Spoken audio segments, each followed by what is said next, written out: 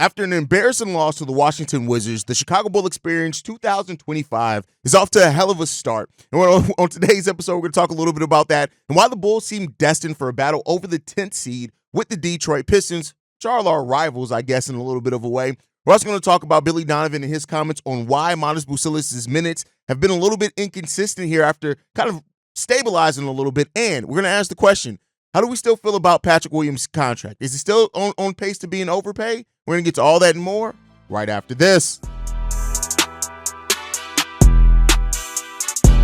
You are now tuned in to Chicago Bulls Central, your number one place for all Chicago Bulls news and content.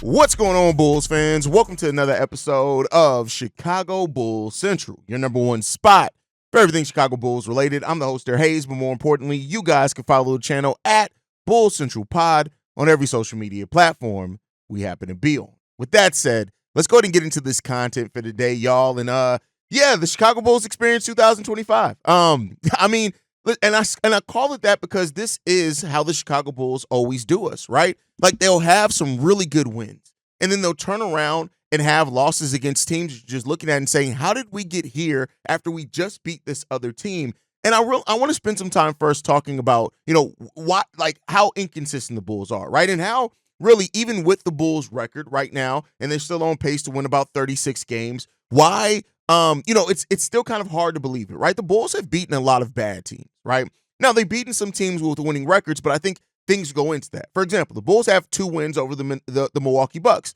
One of those wins was with Giannis and Dame being healthy, but I think Chris Middleton was still out in that game. The other one was with Giannis not being healthy, but Dame and Chris Middleton playing, right? And then so we also have 2 losses against that team. Then we have a win against the Memphis Grizzlies on October 28th, but that was no Ja Morant in that game. We have a win over the Orlando Magic on November 27th. That's with no Paolo Banchero being on that team. We then have a win against the Spurs on my birthday, December 5th. No Wemby in that game. Then we have a win against Boston, which that was a good win. Everybody was healthy. It was, I think, Kristaps Porzingis' first game back, but turned around and lost to them 2 days later. When it comes down to it, the Bulls really have, I think, what you would consider 2, maybe 3 quality wins, even though that they have wins over teams above 500. Of course, we do have wins over Atlanta. That's a team we always play well against as well. And so the Bulls, again, continue to be that team that's just hugely inconsistent, right? And I get it, and I've talked to like Rob about it and things like that, and people point out, oh, the Bulls have one of the easiest schedules remaining in the NBA. Yes, we absolutely do. But unfortunately, with how inconsistent, on top of how bad this team's defense is, you can lose any game at any point in time, right? You just got to look at we've beat the Atlanta Hawks. We also lost against the Atlanta Hawks 141-133.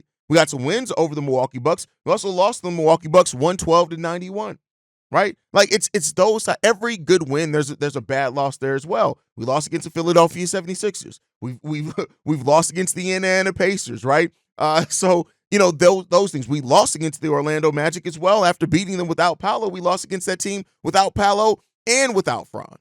That's the type of inconsistencies that this Bulls team has. I didn't miss one game in there. I didn't mention we did beat the New York Knicks on November 13th. That was a quality win. Everybody was healthy there. So that's probably the Bulls' 3rd quality win of the season.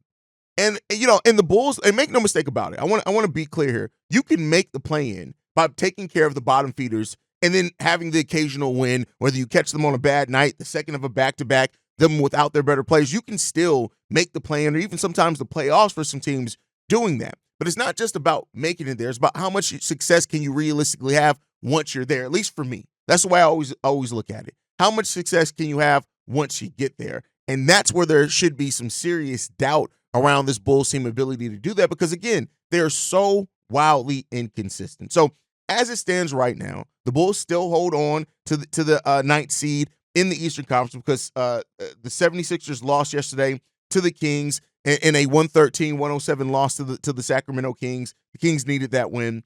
But if the 76ers would have won that game yesterday, the Bulls would be on the outside looking in.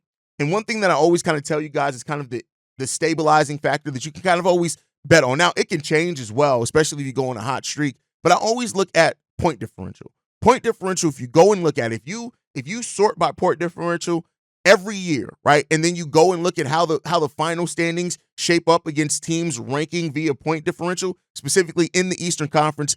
The Western Conference could be a little bit different just because of the wild swings within that conference, but if you look at that, it pretty much holds true. Now, there's variance there of a spot or so, right? But it pretty much holds true. The Bulls right now have the 11th best point differential in the league, which is a bottom 5 point differential, which if you're in the bottom 5, you're not making the play-in. And so that's one thing to look at there. And, like I said, but if you would have looked at that 2-3 weeks ago, the Philadelphia 76ers would have been lower there as well, and things can turn around. So they can turn around, but the Bulls have hovered around this 3.9. At one point, they were as bad as -5 as far as a point differential. They're -3.9 right now with point differential-wise, which, again, has them as the 11th, best point differential in the Eastern Conference. So that's something to really maintain for, because that is something that typically holds true. Not all the time. You have your odd years where it may be a little different, but for the most part, about 98% of the time, it holds true. And so that's a bit of a concern. So it seems like right now, and I'm taking the Philadelphia 76ers out of this just because we know that their unique situation of how much of their top-end talent that they were missing. Not to say that every team hasn't been missing some really big talent over the course of the season, because they have, right? You look at the Orlando Magic that now have dropped to the 4th seed. That team, if Paolo would have stayed healthy, they legitimately, you can make a case for them. They'd probably be around the 3rd seed right now, which is occupied by the New York Knicks. But to get back on the Bulls situation in this, it seems like as of right now, the Bulls are on this path to be battling over the 9th seed with the Detroit Pistons. And you look at it, those two teams are fairly close right now. The Pistons also have a negative point differential of -2.6. The Bulls are at -3.9. The Pistons right now hold the 9th best point differential in the Eastern Conference. So you look at that again. I'm taking Philadelphia out of this. They're the one spot below them just because of their situation going on. The Pistons also rank 19th in defensive rating at 114.6, where Chicago Bulls are 22nd in defensive rating at 116.1. The Bulls rank 16th in offensive rating at 112.8. The Pistons are 18th in offensive rating at 112.3. So a little bit of a difference there. And so these two teams are very, very similar in basically what they're doing right now on the basketball court. Now, I know that the Pistons are doing it with a lot younger core, so they, of course, have the better trajectory. The thing to also watch out with the Pistons, because they can go one of two ways leading into the trade deadline, the Pistons have $14 million in cap space, which is almost, it's almost unheard of at this point in the season, having that much cap space. Now, I said that the Pistons can use that one of two different ways. The first way that they can use that, and the way that's kind of been talked about so far, is that they can be the 3rd team in a trade. They can take on the bad salary and thus get a pick back in that case, right? They were rumored to try to be the 3rd team in the Bulls and Denver deal they can absorb Zeke Naji, but Denver and the Bulls both don't have the draft capital that would entice the Detroit Pistons to do that. So as the trade deadline moves and inches closer, the Pistons could become that team. And that's probably what they're holding out for. They could become that team that they take on a bad salary and they gain another asset, especially if they do end up making the play-in this year and they then have a risk to not be able to keep their pick, to get an additional pick just by the nature of being able to take on a bad contract is actually really smart. That's a really smart. And shout out to their front office, because they are $50 million below the first tax apron and $14 million in true cap space. Now, the reason why they are going to probably use that this year is that by adding no contracts next year, they'll be $17 million below. They'll be $17 million above as far as, they'll be in between that area of your cap space and the first tax apron. There'll still be $64 million below the first tax apron, which they can use exceptions and they can still do trades and things like that. But they won't have true cap space, meaning they don't have the money right now. If they wanted to, they can go out and sign a player for a $14 million contract and not have to worry about it, with no exceptions, no nothing. So next year they wouldn't have that type of true cap space, so they may want to take advantage of that now. Now, the second route that they can go is that the Detroit Pistons, if they believe on this run that they're going on, they can look to add to their team with that cap space of $14 million. And that's just a luxury that most teams right now in the NBA don't. They would not have to match that exact salary. So I'm spitballing here. Let's say they want to add Robert Williams III. I'm just using, let's say Walker Kessler. I know they have Jalen Duren, but I'm just using it as a player that I know is available, right? They could literally send out a second-round pick and just get Walker Kessler, which would then create a trade exception, right, as well for the other team sending them out. But then on top of that, it's getting cap relief, right, for the other team. So as if other teams start striking out, they can't find the deals that they want, they can look at it and value just the ability to have some cap flexibility. So the Detroit Pistons can do that as well.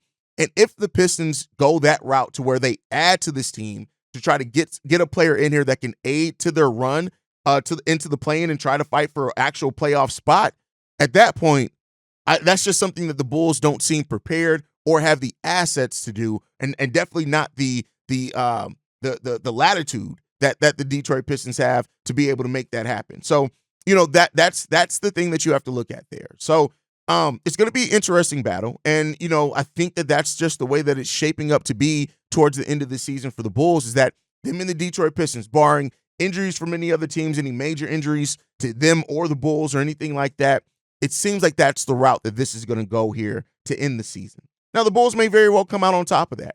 And maybe as this season goes on with the Detroit Pistons owning their own first-round pick outright, they may look at it and say, hey, if we're battling the Chicago Bulls and it gets to the point where the Bulls are, let's say, they're a game and a half ahead of us, maybe we do just let it. The Detroit Pistons own their own first-round pick if it's 1 through 13. Now, with that said, because if it's 14 through 30, it goes to the Minnesota Timberwolves, the Detroit Pistons also can play the law of averages, right?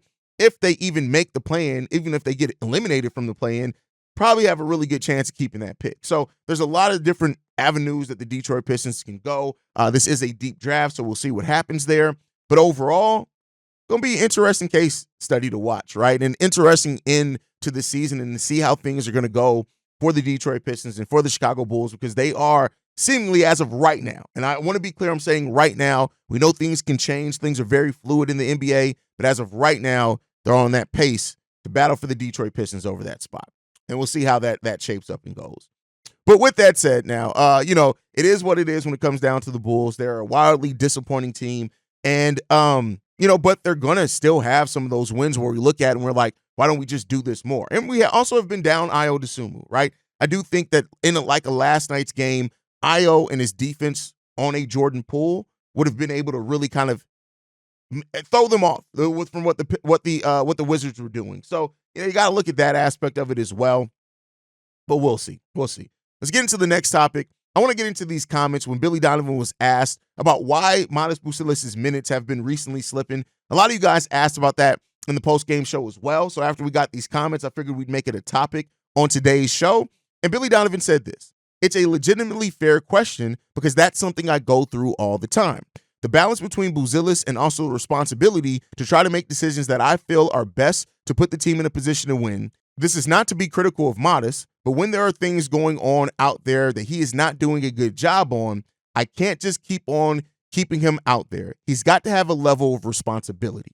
That doesn't mean that he makes one mistake and he's coming off, but defensive coverages, blocking out, getting back in transition, communicating, these are all growth things. And quite honestly, it's not something that Modest has struggled with. The whole team has struggled with those things at times. But when it's going well in the third quarter, it's hard for me as a coach to just say, hey, just go do your thing, man. Whatever happens, happens." And this shouldn't be a surprise to most Bulls fans, right? I know that a lot of Bulls fans have the mindset of development should be everything. Forget those wins. I told y'all before, coaches and players are out there trying to win. And Billy Donovan is a coach that is going to actively coach to try to win basketball games. And to some point, you to a certain extent, you want that. I mean, I would think that you would want that from your head coach. I think that you would want that from your team. Is if they are in a position to try to win games, you want them to try to win those basketball games, right? There's some level of respectability in that. But of course, there's always that concern over it. And Modest has shared that as well. Modest Buzelis said this: "Of course it's tough for me. I think everybody is a competitor and wants to play, but I understand it. For sure, for me, I always want to win. Whatever it takes to win. If I have to sit the whole game to win the game, that's fine with me. I want to win basketball games. And Torrey was killing it on Monday. Props to him. And then Billy Donovan chipping in this as well. The bigger picture I'm trying to work with him is on what he has to do to impact winning. Like it's great to that you have talent, but does that talent develop in terms of impacting winning? So to answer that question, I do think he's gotten better and better. And that's Billy Donovan saying that, listen, Modest Buzelis is improving. And I'm glad that Billy Donovan says that, because he is improving. We see that he's improving, right?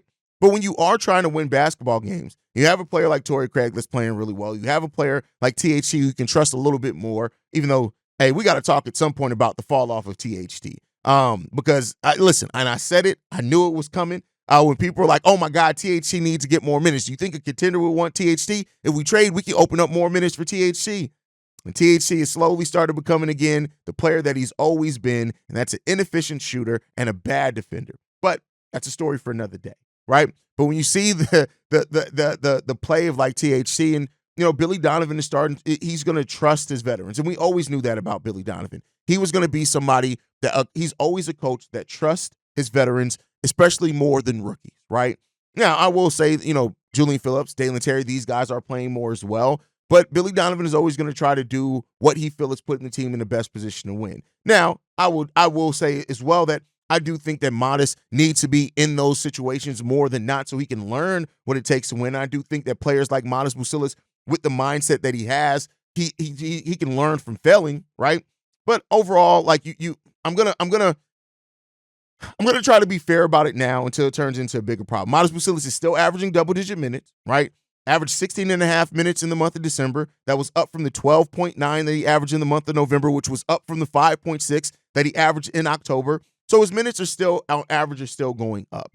And I do think that, especially if the Bulls do make a move, or even if they don't, Modest Buzelis, the way that he learns on the fly, the way that he impacts his blocks, even in last night's game, only 14 minutes, but he had 5 points, 4 rebounds, 1 block, and 1 steal. And again, those are some numbers that role players give you as just a role player. So Modest, I think, is going to be fine in the long run. But I do understand the concern from a lot of Bulls fans asking, all right, what's going on with our boy, right? This is the highest draft pick we've had since Patrick Williams. We want to make sure that Modest Buzelis is going to be part of the game plan.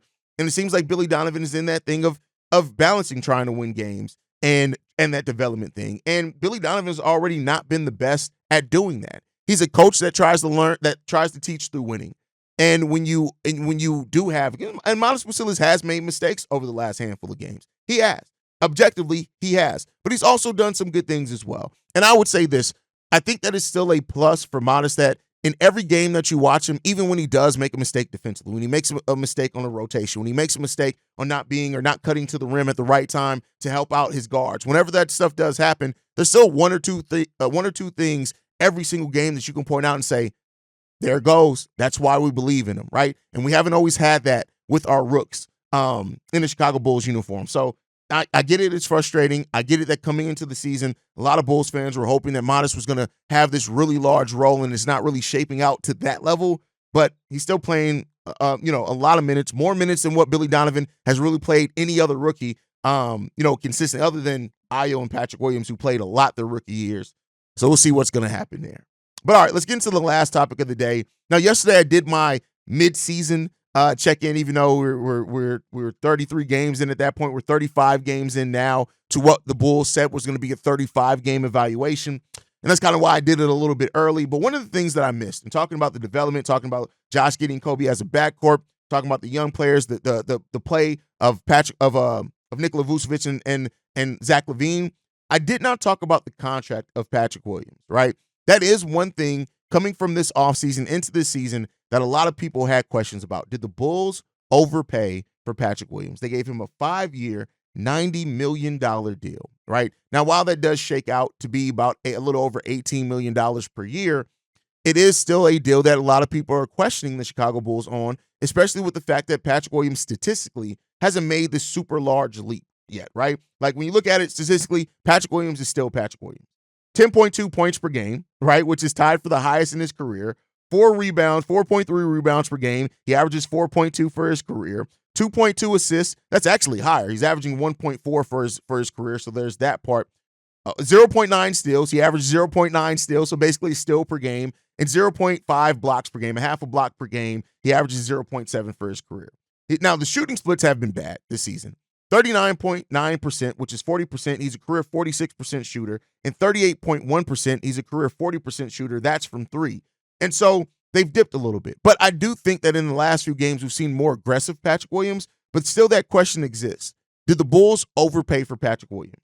And I look at it differently than Bulls fans, right? I have removed the fact that Patrick Williams was a 4th overall pick. I've removed that part. I'm just looking at Patrick Williams as a solid defender, a 3-and-D player that can guard out on the wing, and he can guard some bigs. And I think for that, teams are going to pay for that. Now, is it going to be $18 million? That's the question that you run into with that. Now, either way, no matter how you look at this, and I can see the both sides of people who say, hey, yeah, the Bulls overpaid for Patrick Williams. You could say both, right? You can say, yeah, Patrick Williams is taken, he's improved some, but it's still an overpay. And you could very well say that, right? I think also when you look at it is that the Bulls didn't necessarily give him that deal for it to just be a steal right away, right? Patrick Williams still has the ability to outplay that deal, but still questionable, right? Now, it is a flat $18 million each and every season. It is what it is there. So it takes up right now it takes up 12.8% of the cap. And the last year, the deal is going to be 8.7% of the cap, right? So, it is what it is there. But I think that this season, for those that thought because DeMar was gone, it was going to open up this ton of more shots for Patrick Williams, or that he was going to magically turn into a more aggressive player, what's been shown is, no, he's not. He's going to be the same player. He's taking 8.9 shots per game. He averages 7.9 for his career. Patrick Williams is still just Patrick Williams. The question is how much of, if he does not improve, and Patrick Williams is just this player, this is who Patrick Williams is, a solid three-point shooter, a really good defender, and that's just who Patrick Williams is going to be for his career. He's going to have some games where he wows and shocks and all, but at the most part, he's just going to be P. Will. Is that enough? And I think that really determines on how good the rest of the team is, right? Because if you have a player like Modest who ends up turning into a really good player, right? Yeah, I think that Patrick Williams and Modest Buzelis as a forward tandem can be really good. And I think that's kind of where the value could be found in that. But right now, if you're looking at it in just Patrick Williams and just P. Will's play, I can understand a lot of people being disappointed. But I want to hear from you guys on this one. How do you feel about the Patrick Williams contract? Do you feel like it's an overpay as of right now? Do you think that Patrick Williams can live up to the contract by the end of that deal? Let me know all of that down below. That's my time for today. Make sure you guys are following the show at Bull Central Pod. You can send us any feedback, questions, comments, concerns. BullCentralPod@gmail.com. Lastly, if you want to leave a text message and our voicemail for the mailbag, the number to do so, 773-270-2799. We're the number one spot for everything Chicago Bulls related, but that's thanks to you lovely and beautiful people. And like I like to end every episode on, go Bulls. Love you guys. See right if you can, y'all. Peace. This has been a presentation of the Break Media.